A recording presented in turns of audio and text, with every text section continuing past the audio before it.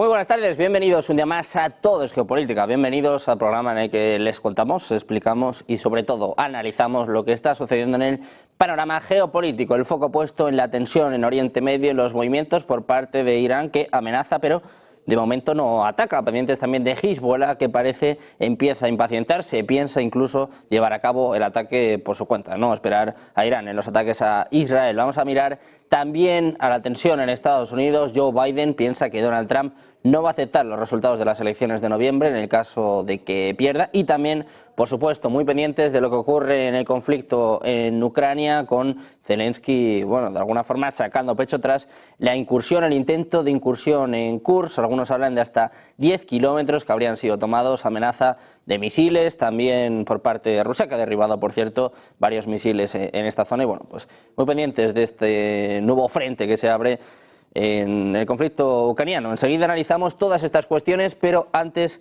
vamos a andar un poquito más en la actualidad. Vamos a empezar poniendo el foco en Irán, sin duda el protagonista de esta semana, y es que les contamos que podría reconsiderar el lanzamiento de una posible respuesta a Israel, una posible respuesta militar en represalia por el asesinato del líder político de Hamas, que fue asesinado la semana pasada en Teherán. Es lo que apuntan a Político varias fuentes este miércoles. Las personas con información privilegiada que hablaron bajo condición de anonimato dijeron que si bien se espera que Teherán responda al asesinato del líder político de Hamas, Irán parece haber recalibrado su postura, ya que Washington ya no anticipa un ataque inminente de Teherán. Según se informa, Estados Unidos ha advertido a Irán que una respuesta masiva solo intensificaría las tensiones en la región y correría el peligro de una confrontación directa entre ambos países. Es decir, personas familiarizadas con el asunto advirtieron que Irán lanzaría un ataque de represalia a principios de esta semana, pero ahora no lo tienen tan claro. Lo que parece cada vez más probable es que Hezbollah ataque a Israel independientemente de lo que Irán pueda intentar hacer. Es lo que apuntan a la CNN dos fuentes familiarizadas con la agencia. El grupo militante con base en el Líbano está avanzando más rápido que Irán en su planificación y está buscando atacar a Israel en los próximos días. Es lo que apuntaba una de las fuentes. Irán, mientras tanto, parece estar aún trabajando en cómo planea responder, según apuntaban varios funcionarios a la CNN. Un funcionario militar de Estados Unidos dijo que Irán había hecho algunos, pero no todos, los preparativos que Estados Unidos esperaría ver antes de un gran ataque contra Israel, pero dada la proximidad del Líbano a Israel como su vecino directo al norte, Hezbollah podría actuar con poco o ningún aviso, es lo que apuntaba la segunda fuente familiarizada con la inteligencia, lo que no es cierto en el caso de Irán. Dicen que no está claro cómo o si Irán y Hezbollah, el representante más poderoso del país, están coordinando un posible ataque en este momento. Hay una sensación entre algunos funcionarios de que los dos pueden no estar completamente alineados sobre cómo avanzar. También miramos a Estados Unidos. El presidente Joe Biden dijo este miércoles que no confía en que haya una transición pacífica del poder si el expresidente Donald Trump pierde en noviembre, señalando los comentarios del candidato republicano que sugieren que la única forma de que pierda es que le roben las elecciones. Decía Biden, si Trump gana no estoy nada confiado, es lo que apuntaba antes de corregirse. Luego decía, quiero decir, si Trump pierde no estoy nada confiado, va en serio lo que dice, no le tomamos en serio, pero va en serio en todo eso de que si pierden habrá un baño de sangre. Dice que tendrán que ser unas elecciones robadas, es lo que añadía en su primera entrevista desde que puso fin a su campaña, que se espera que se emita íntegra el domingo por la mañana. Trump advirtió en marzo de que si perdía las elecciones de 2024 sería un baño de sangre para la industria automovilística estadounidense y para el país. Comentarios que Biden y su campaña no han tardado en utilizar, afirmando que el expresidente estaba incitando a la violencia política. También pendientes de Ucrania, en concreto de los sistemas de defensa antiaérea, han derribado en las últimas horas 6 drones y 12 cohetes sobre la región rusa de Kursk, escenario desde el pasado martes de una incursión terrestre ucraniana. Es lo que informaba hoy el gobernador en funciones de esa entidad fronteriza con Ucrania, Alexei Smirnov. Decía que anoche y durante la mañana las fuerzas de defensa antiaérea se abatieron sobre la región de Kursk 6 drones ucranianos de ala fija y otros 5 cohetes. Es lo que escribía en Telegram el gobernador, que anteriormente había informado del derribo de 7 cohetes. En la víspera, Smirnov decretó el estado de emergencia en la región para paliar las consecuencias de la incursión de las fuerzas ucranianas. Las autoridades locales informaron que desde el comienzo de la incursión varios miles de personas han abandonado la región y más de 600 fueron acogidas en albergues. A consecuencia de los ataques han muerto 5 civiles y otros 31 han resultado heridos, según los últimos datos del Ministerio de Sanidad de Rusia. Pendientes de todos estos temas, llega el momento de presentarles a los expertos, a los analistas. Hoy tenemos con nosotros a Eduardo Irastorza, profesor en OBS Business School. ¿Qué tal? Buenas, Eduardo, buenas tardes. Encantado de estar con todos vosotros. Igualmente. Tenemos también a Luis Rodrigo de Castro, Relaciones Internacionales del CEU. ¿Qué tal? Buenas, Luis, buenas tardes. Muy buenas tardes, un placer como siempre. Y por último presentamos a Santiago Armesilla, rector en la Universidad Beatriz Galindo. ¿Qué tal? Muy buenas, Santiago. Buenas tardes.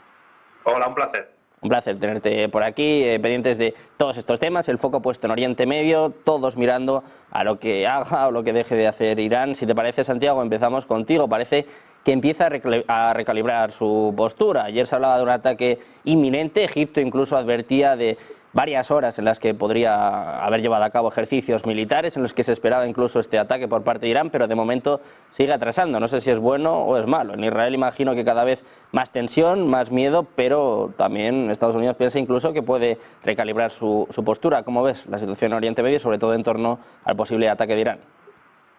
Bueno, la calificación de esto como bueno o malo creo que va a depender del resultado, es decir, de cuándo hacen el ataque, si es que lo hacen. Yo creo que Irán también está muy condicionado por muchas cuestiones internas y también externas, es decir, la dialéctica que tiene con los países árabes de su entorno, esa especie como de ten con ten diplomático medio belicoso que ha tenido, pues por ejemplo, con Arabia Saudí, con Egipto, etcétera, incluso con Jordania, con respecto a lo que había que hacer con Irán.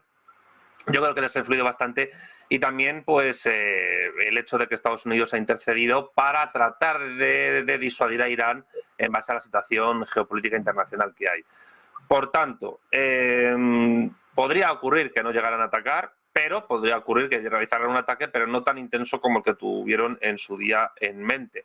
Y yo creo que en este sentido Israel puede verse, entre comillas, beneficiado, o por lo menos tener una bombona de oxígeno a mano importante, por el hecho de que el resto de naciones árabes, con las cuales y también por la intercesión de China, Irán ha logrado pues unas relaciones diplomáticas que estaban bastante tensas desde hace tiempo, pues ahora pues se están tornando. Por tanto, la bondad o la maldad de esta situación va a depender no solo de la propia relación de Israel con Irán, o falta de relación, o relación, digamos, pues la misma que hay entre los persas y los lacedemonios cuando luchaban en la batalla de las Termópilas, pero entiendo que esa relación depende bastante de los países árabes que están en medio o que tienen intereses en esa región, sin duda. Pendientes de esta tensión, de los movimientos por parte de Irán, Estados Unidos, como bien decía Santiago, intentando interferir de algún modo, intentando disuadir a Irán de este ataque. Luis, también te quiero preguntar por esta cuestión, ¿cómo es la situación en Oriente Medio y los planes de Irán de atacar a Israel? Bueno, yo para empezar creo que cualquier día que pase sin que haya una acción armada no es ni bueno ni malo, es positivo, ¿no? Yo utilizaría ese término. Pero sí que es verdad que estamos esperando una acción de Israel, en Israel por parte de Irán. Irán tiene que, entre comillas, vengar esa violación de su territorio, no la muerte del líder de Hamás, va más encaminado a esa demostración de que ese ataque en su territorio va a ser respondido, de que tiene capacidad para ello y de que puede vengar esa violación, como decía. Otra cosa es que a lo mejor Irán se haya avanzado un poco respecto al cuándo. Yo creo que esta reacción de primero parece ser un ataque inminente y ahora parece que el ataque se va a posponer un poco, puede ser síntoma de que quizás los iraníes han sobreestimado el operativo que tenían, están calibrando exactamente qué tipo de operación, no creo que sea una operación a gran escala. Quizás eso es lo que les gustaría a algunos sectores de la política iraní llevar a cabo, un ataque masivo contra Israel. Recordemos que pues no hace tanto las declaraciones en Irán eran de borrar a Israel de la faz de la tierra, pero yo creo que va a ser un ataque más micro, a lo mejor incluso con drones, es incluso una posibilidad bastante real, atacar con drones ciertas posiciones israelíes simbólicas, pero sabiendo que la capacidad de Israel de responder puede ser peor. Irán está inmerso en desarrollar este programa nuclear que también lleva unos 20 años detrás de él y sabe que Israel también tiene la capacidad suficiente tecnológicamente hablando como para darlo al traste o por lo menos complicarlo mucho más. Por tanto, la respuesta tiene que ser muy medida y además hay que tener en cuenta lo que decía Santiago, y es que no todo el mundo árabe ni el mundo musulmán son una masa homogénea, son un conglomerado de pueblos, incluso diferentes versiones del Islam. La que predomina en Irán no es la que predomina en Arabia, no es la que mayoritaria en Siria o en Irak. Entre ellos también hay una disputa, sobre todo entre Arabia e Irán, una disputa por ver quién es la potencia real con capacidad de control y de influencia mayoritaria en esa región y por tanto, además de esa visión religiosa, hay una visión política de hegemonía en la zona y Irán tiene que medir mucho cómo realizar esta operación en Israel, teniendo en cuenta que, bueno, pues Arabia Saudí está ahí, que es un aliado además estrecho de Estados Unidos y que no puede obviar ciertas tendencias, ciertas posiciones e incluso ciertos juegos de poder en la región. Pues precisamente, Eduardo, la misma cuestión te quiero preguntar. Es verdad, precisamente lo que están comentando tanto Luis como Santiago, cada vez se habla más de un ataque simbólico, quizás cada vez se aleja más la opción de un ataque masivo. Un poco, ¿por dónde crees que van a ir las opciones que baraja en estos momentos Irán? Irán baraja unas opciones y Hezbollah no necesariamente baraja las mismas. Es lo que el tiempo nos está diciendo. Nos está hablando de un grupo como es Hezbollah que puede golpear intereses israelíes, no solamente en Israel, sino fuera de Israel, en la comunidad judía internacional, localizada y repartida por todo el mundo, incluso de una manera mucho más genérica, no solamente dirigida al pueblo judío, sino en general. La verdad es que hay que partir de un análisis de cómo está actuando Israel para entender cómo puede ser la respuesta. Israel está dejando atrás la fase 1.0 de su respuesta, una respuesta masiva, una respuesta durísima, una respuesta con miles y miles de bajas, y está actuando ahora de una manera mucho más focalizada, mucho más, como dicen algunos, quirúrgica, eliminando elementos de la cúpula, cortando, como dirían ellos, la cabeza de la serpiente.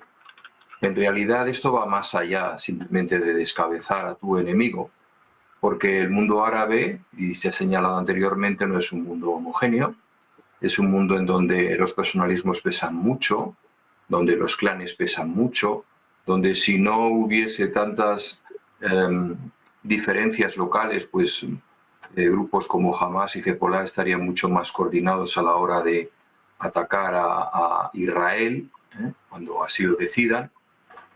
Y Israel, bueno, pues está abriendo un melón que es el de la sucesión en todos estos ámbitos, lo cual contribuye a su vieja y clásica estrategia de divide y vencerás.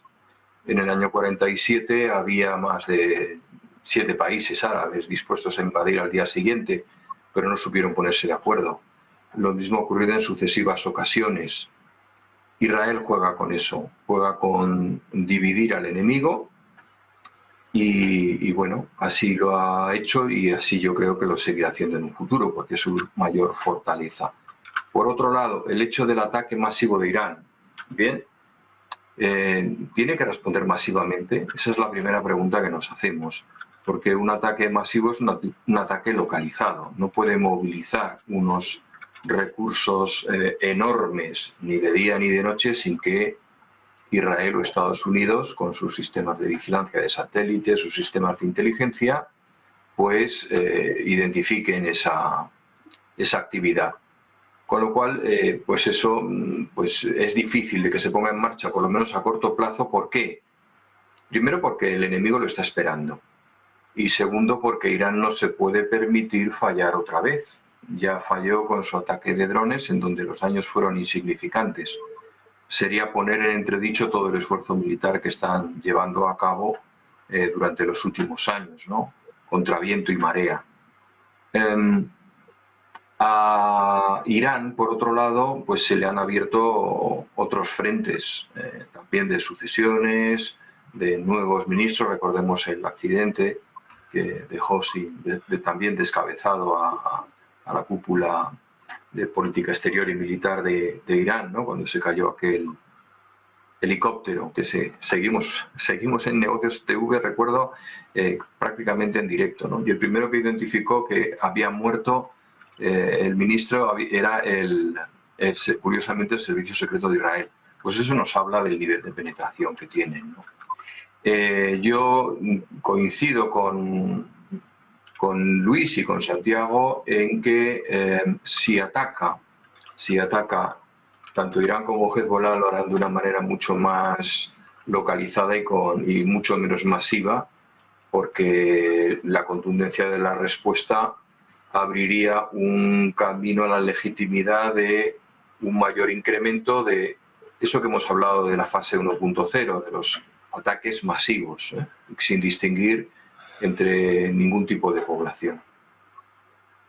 Pues pendientes precisamente de los planes por parte de Irán, como bien estáis apuntando muchos, Hezbollah parece estar impacientándose. Hay muchos que hablan también de que precisamente esta espera, este atraso en los ataques, es parte de un castigo psicológico, ¿no?, que ya están infligiendo también a Israel, el país pues prácticamente paralizado, buscando refugios, bueno, pues pendientes también de las advertencias por parte de su gobierno. Ya es parte también del ataque, este atraso que se está produciendo. Te quiero preguntar por esto, Santiago, tanto la tensión que hay ahora mismo en Israel como el hecho de que Hezbollah pueda ir por libre y atacar independientemente.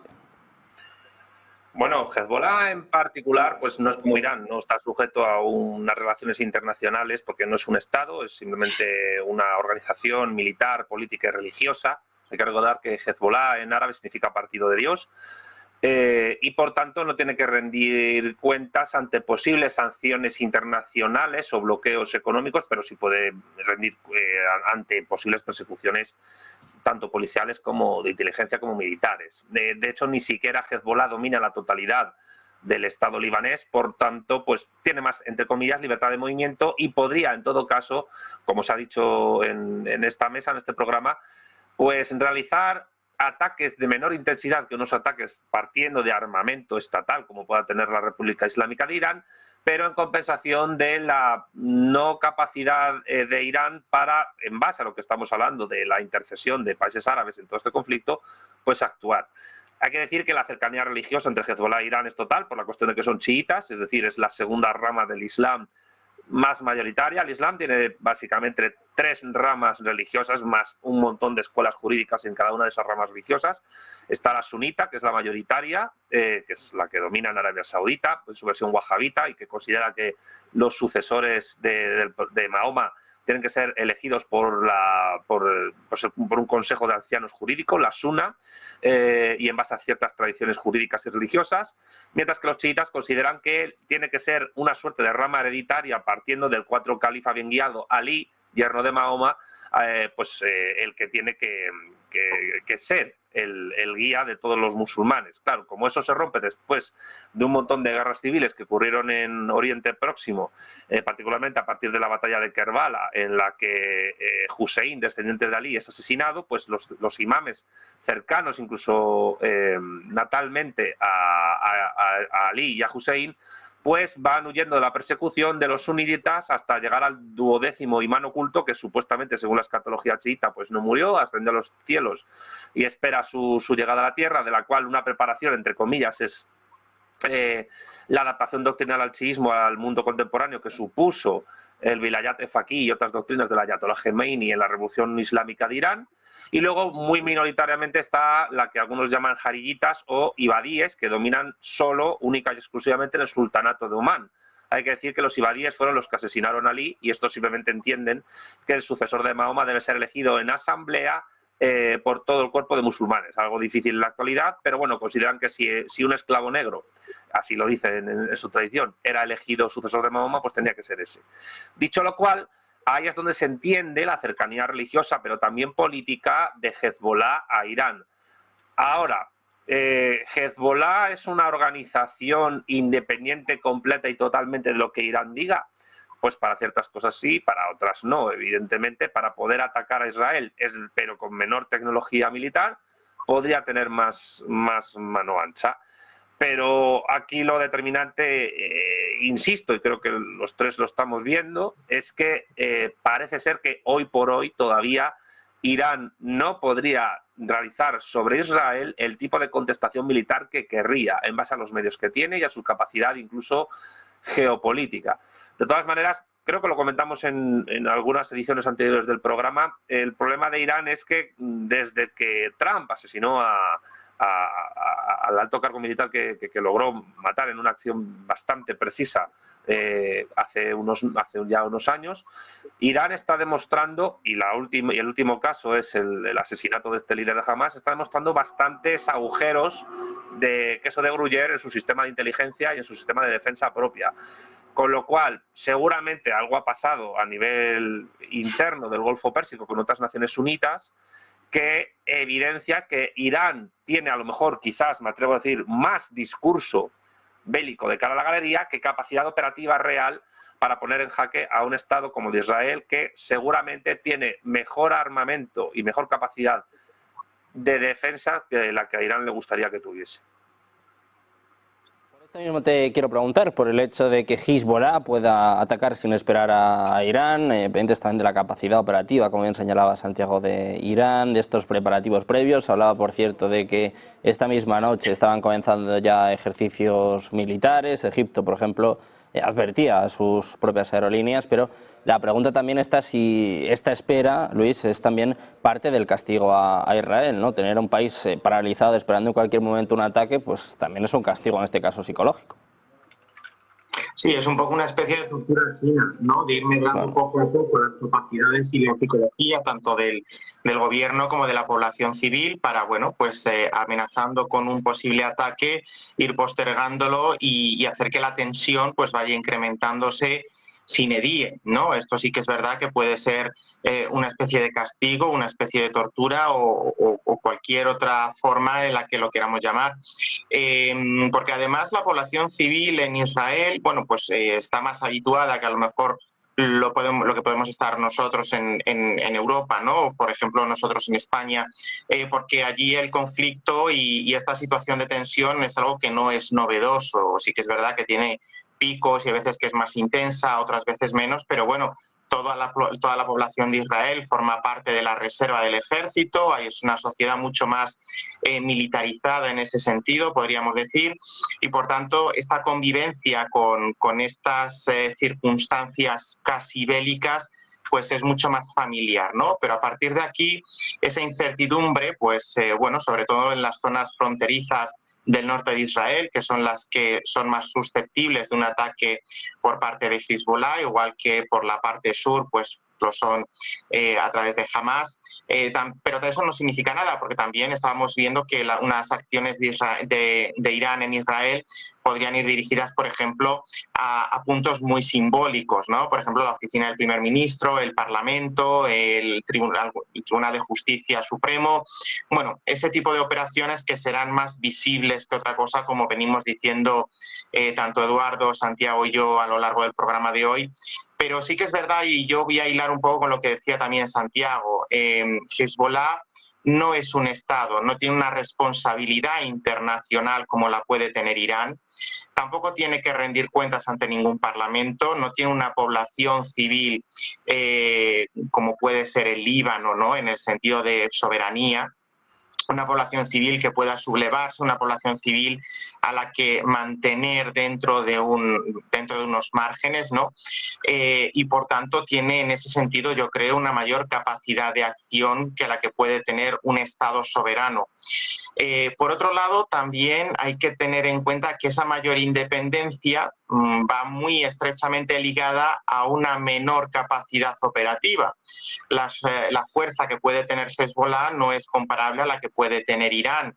También estoy de acuerdo en que la capacidad real de Irán es mucho menor de la que dejan entrever las manifestaciones y algunos comentarios que estamos viendo en las últimas horas y en los últimos días. Precisamente porque, bueno, pues Irán en algunos sentidos es un gigante con los pies de barro.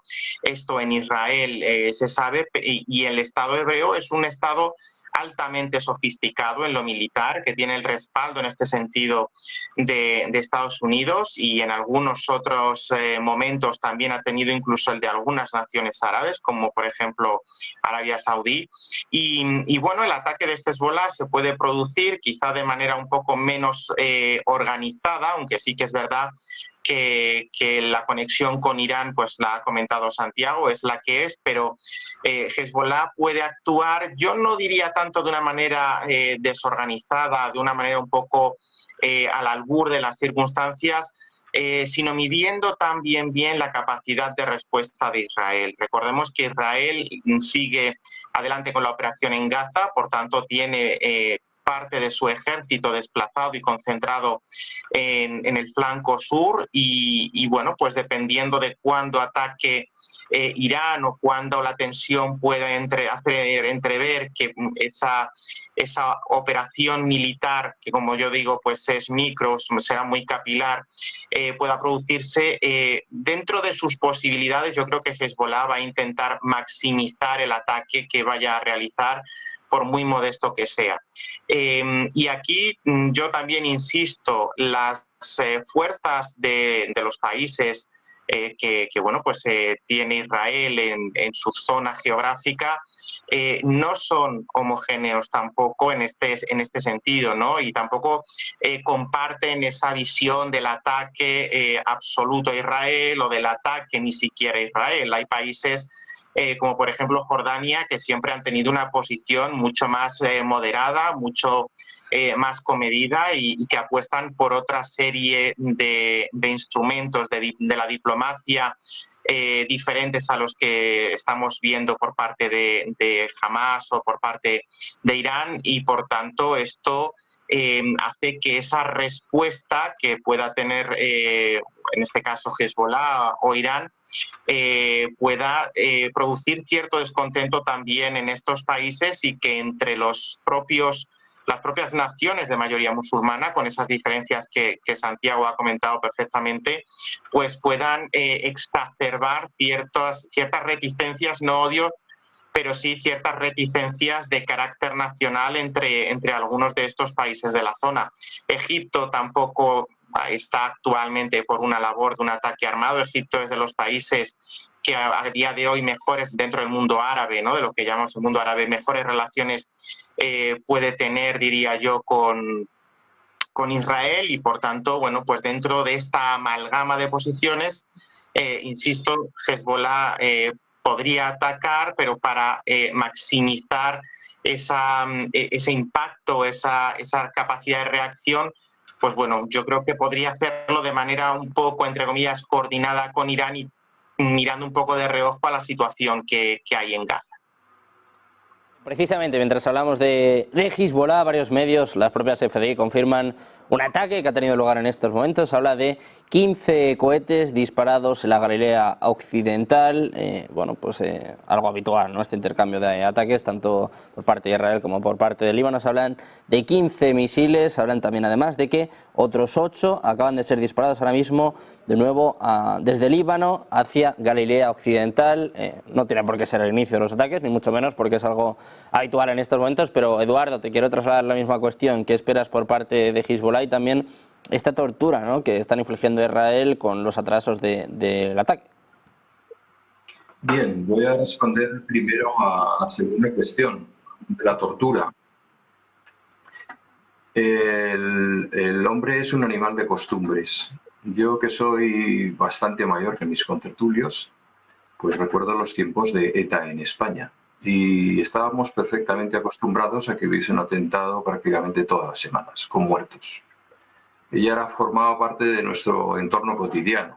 Yo recuerdo que vivía en el barrio de Salamanca y desde mi casa hasta el trabajo había por lo menos 7 u 8 localizaciones en donde habían actuado. Bueno, la gente se acostumbra a absolutamente todo. Israel está acostumbrado a sentir la espada de Damocles todos los días de su vida. Como ha señalado Luis, es un Estado que considera a toda su población como soldados. Yo recuerdo cuando el rescate de Entebbe por parte de la fuerza israelí, por cierto, creo que fue el hermano de Netanyahu, el único oficial que murió. creo recordar, de la fuerza israelí. Bueno, pues dijeron, vamos a actuar como una fuerza militar porque lo que tienen son prisioneros a potenciales soldados nuestros, ¿no? Ese planteamiento pues lo tienen completamente asumido. De hecho, yo creo que es el único país que está preparado para entender un daño desproporcionado a su población civil, encajarlo y responder. Es muy importante entender esto, porque a veces dicen, es que les están, es que no pueden dormir, pero es que es todos los días del año, todos los días del año. Realmente están muy acostumbrados a eso, están siempre en alerta permanente, por eso que hemos señalado tantas veces, y es que Israel carece de profundidad estratégica. De hecho, yo considero que en el momento de que Irán piense en un ataque masivo y sea descubierto, porque lo será, por la dimensión que requiere, para un ataque preventivo. O sea, Israel no tiene alternativa a los ataques preventivos. Tiene dos formas de actuar, sus servicios secretos y sus ataques preventivos. Pero no puede en ningún caso perder eso que Napoleón decía que tenía que tener todo general en la batalla, y es la iniciativa. No va a ceder la iniciativa a Hezbollah. No va a lamerse las heridas ni a refugiarse en un búnker esperando a ver qué pasa. Yo creo que eso hay que tenerlo muy en cuenta. Hay que tenerlo muy en cuenta. En Occidente no lo podemos entender. Yo recuerdo los tiempos en los que las Fuerzas Armadas españolas estaban desplegadas en Afganistán. Yo no quiero ni pensar si hubieran cogido prisioneros a varios soldados, entre ellos mujeres. O sea, nos hubiéramos ido al día siguiente sin ninguna duda, ¿no? Israel está preparado para asumir que les vuelen escuelas, que pase cualquier cosa y no ceder. Con lo cual yo creo que Hezbollah, y como ha señalado Luis, pues va a buscar también, igual que ellos han tenido ataques quirúrgicos, los israelíes, pues ataques mucho más quirúrgicos, es decir, mucho más localizados, con mucho menos riesgo, y sabiendo que son, antes que un estado sociodemográfico, y valga los términos de marketing, es decir, definido por una geografía, un número de población, unos carnets de identidad, unas fuerzas armadas, etcétera, es un estado actitudinal. Eso que nos desvela el Big Data en la comunicación y en los negocios y en el marketing, ¿no? ¿Cuál es la actitud que me lleva a formar parte de esto? Me siento parte del Estado musulmán, del Estado chiita, o la nación musulmana, ahora que están poniendo un maravilloso documental de Muhammad Ali, pues se consideraban como una nación dentro del Estado, ¿no? ¿Qué desventaja tiene eso para cualquiera que se enfrente a un Estado, digámoslo, con estas características actitudinales, ¿no? Que no declara guerras formalmente, no firma paces, no tiene prisioneros a la vista ni se atina a ninguna norma internacional. Con lo cual, esa asimetría, Israel entiende que no puede obviarla y actúa de la misma forma allí donde sus intereses se vean amenazados. Yo creo que los dos saben de qué va la historia. Y también hay que tener en cuenta otro factor que no hemos señalado, pero es importante, y es que Estados Unidos está destinando a la zona importantes recursos, sobre todo navales, ¿no? Es decir, ha llegado el hermano mayor a proteger.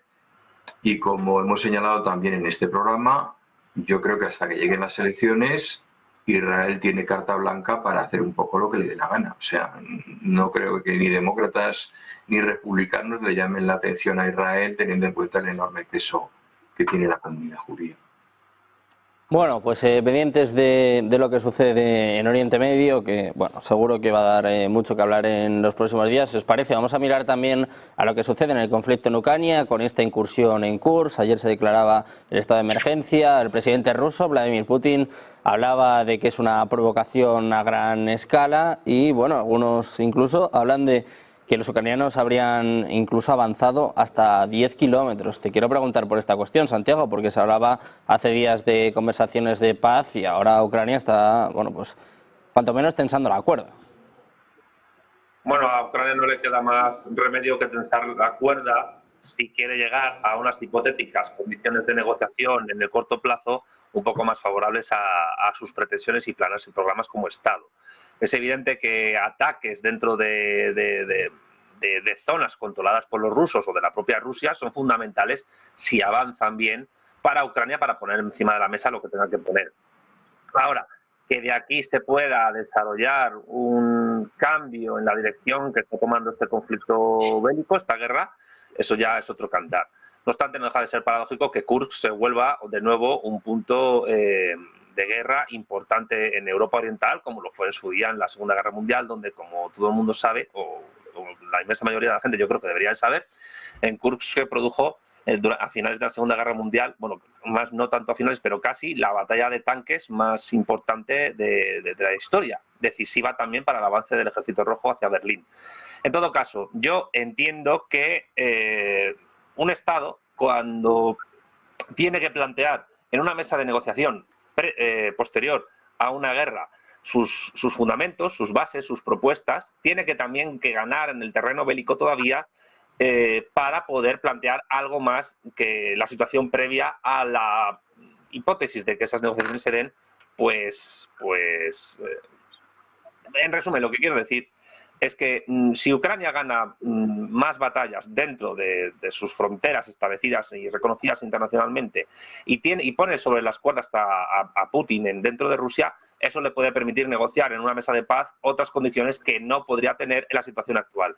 Por tanto, son cartuchos que Ucrania tiene que quemar. Ya veríamos qué contestación puede hacer Rusia, pero evidentemente Rusia sigue teniendo incluso en esta ocasión pues bastantes más posibilidades de imponer condiciones en una negociación, porque tiene más condiciones para poder ganar la guerra en lo que es el tú a tú entre los dos estados. De todas maneras, que esa negociación se vaya a dar este año, bueno, algunos analistas lo están diciendo, yo no lo sé, no creo que ningún analista de la geopolítica, ninguna persona que trabaje en relaciones internacionales pues tiene que hacer de pitoniso, siempre hay que evitarlo y jugar o tratar de analizar las cosas en base a lo que ha ocurrido y a lo que ocurre, no en lo que probablemente ocurrirá. Pero evidentemente, y me ciño a esto para terminar, si Ucrania quiere tener mucho más peso en una negociación, incluso que eso le permita tener más peso de cara a otros aliados que entren en la negociación, necesita todavía luchar hasta el último ucraniano allá donde sea. Si tiene que ser en territorio ruso, pues será. La misma cuestión te quiero trasladar. ¿Cómo valoras esta incursión en Kursk, el respaldo de la Unión Europea? Estados Unidos ayer decía bueno, pues que iba a pedir aclaraciones a Ucrania por haber tomado estas decisiones, por abrir un nuevo frente en el conflicto. ¿Cómo valoras este movimiento por parte de Ucrania? Decía Zelensky hace escasos minutos que el ejército ucraniano sabe cómo sorprender, o sea que está sacando pecho. Bueno, sabe cómo sorprender hasta cierto punto. Sí que es verdad que Ucrania necesita aportar nuevas victorias, aportar algo más que una contención del avance ruso. Necesita cabezas, figuradamente hablando, de cara a esa mesa de negociación de la que hablaba Santiago, ¿no? Y yo creo que va más encaminado a la cuestión que se ha planteado de la cesión territorial. Una de las cuestiones que por parte rusa parece ser que está sobre la mesa de cara a esa futura negociación, que yo no por hacer de pitoniso, pero creo que no se producirá antes de las elecciones en Estados Unidos o en todo caso antes de la toma de posesión de Estados Unidos el 20 de enero, es la cesión de los territorios conquistados, ¿no? Es decir, que Rusia se quede, por decirlo de manera muy simplificada, con aquellas zonas que actualmente pertenecen a Ucrania y están bajo control del ejército ruso. Si aplicamos esta misma lógica, Ucrania debería quedarse con los territorios que actualmente son de soberanía rusa, en los que ha penetrado y que ha conseguido poner bajo su mando, ¿no? Esto es un poco lo que podría contraargumentar Zelensky, lo que podría contraargumentar la parte ucraniana y por tanto decir, bueno, si esto vale para Zaporilla, para Lugansk, para el Donbass, ¿por qué no va a valer para la otra parte, como aunque sean áreas muy minúsculas y no sean comparables en cuanto a extensión territorial, ¿no? Pero un poco desmontar esa lógica de para una parte sí se aplica, para otra no, e intentar neutralizar eso y evitar la cesión de territorios, que es una de las grandes líneas rojas, por lo menos la de los 4 oblasts que actualmente están bajo control ruso. Yo creo que Crimea podría ser objeto de otro debate separado, puesto que ahí, por historia, por cómo se han venido configurando los hechos desde su anexión unilateral en 2014, creo que el debate podría ser diferente, pero en todo caso esta línea roja de no cesión de territorios que está sobre la mesa podría compensarse y podría neutralizarse con este avance ucraniano sobre territorio ruso. También es verdad que de cara a la moral del ejército, de cara a la moral del bando ucraniano, esto, aunque sea un avance minúsculo, como digo, y aunque sean incursiones muy pequeñas, si se consigue sorprender a la parte rusa y se consiguen adquirir estos pequeños avances territoriales o estas pequeñas conquistas, como las queramos llamar, pues bueno, qué duda cabe que supone un insuflar moral a la tropa y insuflar moral al bando, ¿no? Y aquí, pues quizá las tropas ucranianas, los mandos, mejor dicho, estén más focalizados en aquellas operaciones que puedan revertir cierto éxito que aquellas de contención que visiblemente pues no hacen más que mover la línea del frente pues, unos cuantos kilómetros hacia un lado o hacia otro en función de si el avance se produce hacia el lado de control ruso o hacia el lado soberano ucraniano, ¿no? Yo creo que ahí es donde tenemos la clave, el kit de la cuestión, y es de cara a la negociación qué punto de vista, qué lógica o qué perspectiva aplicar a la hora de hablar de la cesión de territorios. Y aquí, si Ucrania es capaz de mantener ciertas incursiones y de controlar cierto territorio bajo soberanía rusa, pues quizá ese contraargumento podría utilizarse para, como digo, neutralizar esa demanda rusa de cesión de territorios ucranianos, soberanos ucranianos, a la Federación Rusa. Eduardo, la misma pregunta te quiero plantear. ¿Cómo valoras esta incursión por parte de Ucrania, que por cierto coincide con la llegada de los F-16? Se habla de que en Gerson por primera vez se han avistado estos famosos F-16 y estas palabras de Zelensky, ¿no?, que dice que el ejército ucraniano siempre sorprende. Vemos, bueno, pues que parece que vuelve el optimismo, al menos es lo que quiere aparentar el presidente ucraniano. Yo creo que hay que analizar estas noticias a la luz de tres puntos de vista, ¿no? En primer lugar, los propagandísticos. En segundo lugar, los estratégicos. Y en tercer lugar, como ha señalado Santiago, los simbólicos. Propagandísticos. Hemos de tener en cuenta que de un tiempo a esta parte Ucrania está recibiendo un severo castigo en lo que es una guerra de desgaste, no lo olvidemos. Cuando empezó la guerra de Ucrania, Ucrania tenía más soldados que Alemania y Francia juntos, tenías 700.000 soldados, mientras que Rusia tenía oficialmente 830.000. Bien, ha habido una sangría tremenda. Una sangría tremenda que se ha llevado también a los mejores por el camino, ¿no? Y necesitan éxitos. Ese éxito, bueno, nos llevaría al segundo de los aspectos, ¿eh? No solamente existe el aspecto propagandístico cara a su público, sobre todo interno, ¿no?, de seguimos vivos y golpeamos, sino también el estratégico. Esto es lo más parecido a una batalla naval. En una batalla naval no hay colinas que conquistar, no hay valles que cubrir, ni cursos de ríos que hay que seguir. Se trata de destruir al enemigo allá donde se encuentre. 10 kilómetros, para empezar, no son demasiado significativos, más si tenemos en cuenta que no han conquistado con ello ninguna población. Es decir, esos ataques, pues vale, ni siquiera sospecho que hayan bombardeado poblaciones importantes, aunque no tengo los datos, ¿no?, sino más bien posiciones del enemigo. Rusia está jugando un poco, y perdón por volver a citar a Muhammad Ali, ¿no?, pero es aquello de vuela como una mariposa y golpea como una avispa. Es decir, lo importante no es por dónde avanzo más, sino por dónde desgasto más.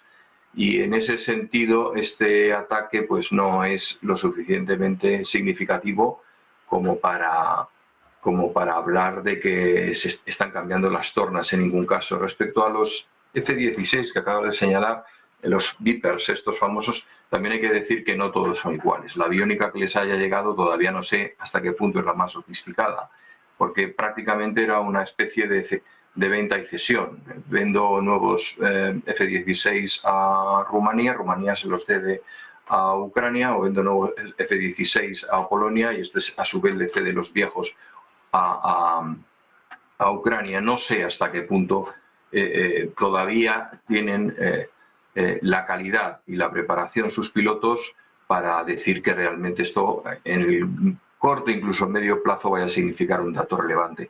Y por último está el concepto estratégico, perdón, el concepto simbólico, ¿no? Kursk, lo he señalado, la batalla de Prokhorovka, ¿verdad? Ahí se lo jugaron todos los alemanes a la batalla definitiva, a mediados de 1943, después de su triunfo de Kharkov ya se creían capaces de todo, y triunfaron. Curiosamente, dos de los líderes de la Unión Soviética, Khrushchev y Brezhnev, de alguna manera se vieron implicados en todo este despliegue que concentró el 40% de las tropas rusas en aquellas circunstancias, ¿no? Uno como comisario, otro como militar. Y eran ucranianos los dos, ¿no? El hecho de que golpeen en Kursk pues tiene esa resonancia, indiscutiblemente. También la tiene para los rusos, cuidado, porque uno de los debates que más habitualmente, o de los argumentos que más habitualmente maneja el Kremlin es esta tierra ucraniana está regada con la sangre de nuestros soldados, ¿no? No vamos a cederla de ninguna manera. Ahí se murieron millones de soldados, tanto ucranianos como rusos, para echar a los nazis de esa zona. También hay otro componente simbólico, y es el famoso submarino Kursk, ¿no? El gran fracaso histórico de Rusia, pues ahora toma otro fracaso. ¿Te suena lo de Kursk? Hay gente que a lo mejor pues no le suena lo de Prokhorovka, ni de la Leibestandarte, ni de la División 292, ¿no? Ni de quién estaba allí, si era Zhukov o era otro, pero lo del submarino todo lo tiene muy reciente, ¿no? De hecho, te metes en internet y salen casi más cosas del submarino al principio que en Google, que de la batalla en sí, ¿no? Con lo cual ese componente simbólico pues también les viene muy bien, porque consigue estar en la conversación. Digamos que a nivel comunicacional Zelensky tiene un poderoso rival a la hora de que se hable de capitalizar la conversación mediática en el mundo, y es el mundo y es la crisis del Medio Oriente. O sea, cada vez que se monta un lío en Medio Oriente nos olvidamos un poco de Ucrania, y precisamente eso es lo que no quieren.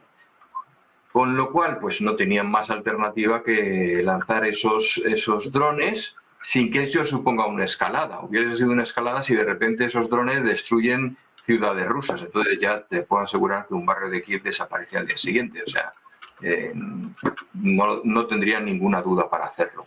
Yo creo que un poco estos tres aspectos, el estratégico, el propagandístico y el simbólico, son imprescindibles a la hora de interpretar esta mini ofensiva localizada en la frontera norte de Ucrania.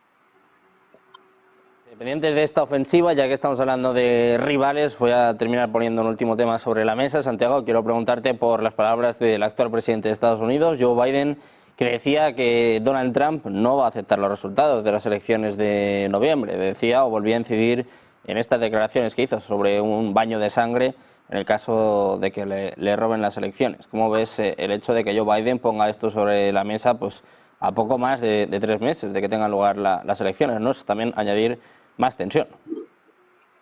Bueno, esa tensión discursiva en Estados Unidos, que tiene como referencia, como analogía a lo que ha pasado en Venezuela, hay que decir que es utilizado por los dos partidos, por los republicanos y por los demócratas. Es decir, te puedes encontrar demócratas comparando a Trump, republicano, con Maduro, y te puedes encontrar también a republicanos comparando a Biden, demócrata, con Maduro. Casi que se ha convertido en un tema de campaña allí.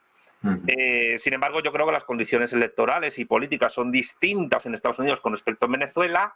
Lo que sí es interesante advertir, a mi juicio, es cómo discursivamente, y cada vez se nota más, creo que, bueno, en España es una cosa ya común desde hace bastantes años por los discursos que se hacen desde ciertos partidos, el mismo PSOE, Sumar, Vox, por otra parte, donde quieren ver en el adversario o enemigo pues un peligroso comunista de la época de las purgas de Stalin o un peligroso nazifascista de la época de Mussolini y Hitler, de los campos de exterminio, cuando realmente pues no es así, es simplemente discurso, y donde se utilizan el fascismo y el comunismo, que hoy día son ideologías absolutamente minoritarias y marginales en las democracias liberales, como espantajo electoral.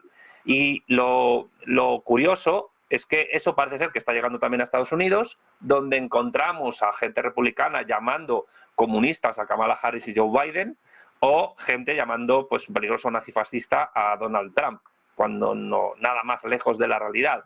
Entonces, también hay que tener en cuenta, añadido a esto, que parece ser que en Estados Unidos está ocurriendo algo que ya ocurría en España desde hace muchos años, y es que tanto un partido como otro empieza a vender discursivamente a los electores la posibilidad de que si ellos no gobiernan, la democracia está en peligro. Es decir, aquí en España, cuando el PSOE gobierna, pues es como si la democracia estuviese en peligro, porque llega Franco de nuevo, resucita, y no tanto por el PP, pero sobre todo con Feijóo, pero sí, por ejemplo, con Vox, pues si el PSOE más Sumar gobiernan, es como si volviesen las checas de la Guerra Civil Española. Pues algo parecido está pasando en Estados Unidos. Yo no daría una importancia política efectiva real a esas palabras, pero sí advertiría la curiosidad histórica que suponen que se estén extrapolando lenguajes que se pueden encontrar en España o en Francia mucho en las últimas elecciones, o incluso en Italia, a un país como Estados Unidos, donde tradicionalmente las diferencias realmente ideológicas entre demócratas y republicanos no han sido muy notables realmente. Están en lo sustancial, o han estado en lo sustancial hasta hace poco. Es verdad que han cambiado mucho las cosas por influencia pues de las ideologías woke y también por esta suerte de internacional conservadora que Trump está construyendo. Pues es verdad que esos discursos se han distanciado. Entonces, a nivel de política efectiva real, de lo que supone lo que hace Estados Unidos en el mundo, creo que es algo irrelevante. Pero a nivel interno de Estados Unidos creo que sí es relevante, sociológicamente hablando, porque supone un cambio de forma de ver al otro, al adversario, en la política interna de Estados Unidos, y supone básicamente extremar el discurso, radicalizar el discurso en base al electoralismo, tratando de evidenciar que la democracia liberal estadounidense está en peligro cuando probablemente, salvo que no haya algún tipo de cataclismo interno dentro de las oligarquías y las élites que gobiernan el país, yo creo que de momento no estaría en ese peligro. No obstante, reconozco que este tipo de discursos sí tiene su peligrosidad a nivel sociológico dentro de un país en la situación en la que está ahora, como es Estados Unidos, a nivel interno. Luis, muy rápido, también te quiero preguntar esta cuestión que pone sobre la mesa el presidente Joe Biden. Un par de minutitos con estas palabras sobre Donald Trump diciendo, bueno, pues que no va a aceptar los resultados otra vez. Bueno, yo iría un poco más a la personalidad de Donald Trump. Donald Trump es un multimillonario, un empresario de éxito que está acostumbrado a ganar, y el hecho de no ganar, pues él dentro de su esquema mental no entra. Es una opción que no va con él, es decir, si él no gana es por un agente externo, no porque él no lo haya hecho bien, ¿no? Yo creo que ahí es donde está la clave de la mentalidad de Donald Trump. Lo vimos en el año 2020, cuando perdió las elecciones y mantuvo una posición bastante similar a esto que ahora estamos trayendo nuevamente a colación. Por tanto, yo creo que Donald Trump está preparando el terreno, que además, recordemos el asalto al Capitolio, como los partidarios del presidente Trump gritaban que colgaran incluso a su vicepresidente por cumplir lo que la ley le pedía que cumpliera. Y esto hay que también enmarcarlo dentro de un contexto de polarización general de la sociedad en Estados Unidos, que empieza pues hace en torno a 20 años con la aparición del Tea Party, ¿no? Si es posiciones en las que solían converger los republicanos y los demócratas, y que muchas veces iban en función de los estados, ¿no? Pues había mucha más afinidad a lo mejor entre un republicano o estaba más a la izquierda, porque nos entiendan los telespectadores, un republicano de Vermont o de New Hampshire, que un demócrata, por ejemplo, de Texas o de Nebraska, ¿no? Todo esto empieza a cambiar a partir de ese momento, y Donald Trump creo que está preparando el terreno para el día después de las elecciones. Si gana, la democracia habría triunfado, a pesar de todos los palos a la rueda y de todas las posibles intenciones de fraude que la administración, estoy hablando como hablaría Donald Trump, pudiera poner en marcha, y si pierde será por un agente externo, puesto que él es alguien de éxito y que si no consigue eso que él desea es porque se lo han quitado, es porque no, la capacidad de fracasar dentro de su esquema mental no entra, y esto yo creo que hace un flaco favor a la democracia en el país y sobre todo a la confianza en las instituciones. Esto lo hemos visto en países de Sudamérica, lo estamos viendo en España, como esa confianza en la legitimidad de las instituciones y que un día están controladas por un partido, por un líder o por un responsable en concreto, y el día de mañana pueden serlo por el bando contrario, precisamente porque la ciudadanía lo ha decidido así, ¿no? Yo creo que este lenguaje que cada vez es más frecuente, tanto en un lado como en otro del Atlántico, es el verdadero peligro contra la democracia, no el hecho de que haya una alternancia, es que la alternancia es intrínseca al propio sistema democrático. Esa alternancia es lo que precisamente hace que una democracia sea una democracia, el que pueda haber un cambio en el poder de manera pacífica y de manera tranquila. Si gana Trump, yo no creo que el cambio o el traspaso de poderes de la administración Biden a la futura administración Trump sea tan dificultoso, porque precisamente Donald Trump habrá ganado y lo único que querrá será poner cortapisas a la acción política que el presidente Biden pueda realizar en esos 2 meses. Pero yo creo que va más enfocado a una cuestión de la propia personalidad del candidato Donald Trump que a todas estas cuestiones que hemos estado hablando en la tarde de hoy. Las elecciones de Estados Unidos todavía quedan prácticamente 3 meses y vemos cómo se va elevando el tono y la tensión, en este caso ya no entre los candidatos, sino entre los distintos partidos. Muchísimas gracias a los 3 por estar un día más con nosotros. Eduardo, Santiago, Luis, muchas gracias por estar por aquí un día más. Un placer, muy buen día. A vosotros, buena tarde. Muchas gracias, muy buena tarde. Nosotros seguimos pendientes de llevarles, como siempre, de brindarles el mejor análisis, toda la actualidad. Hacemos una pausa y enseguida seguimos con toda la información en Negocios Televisión.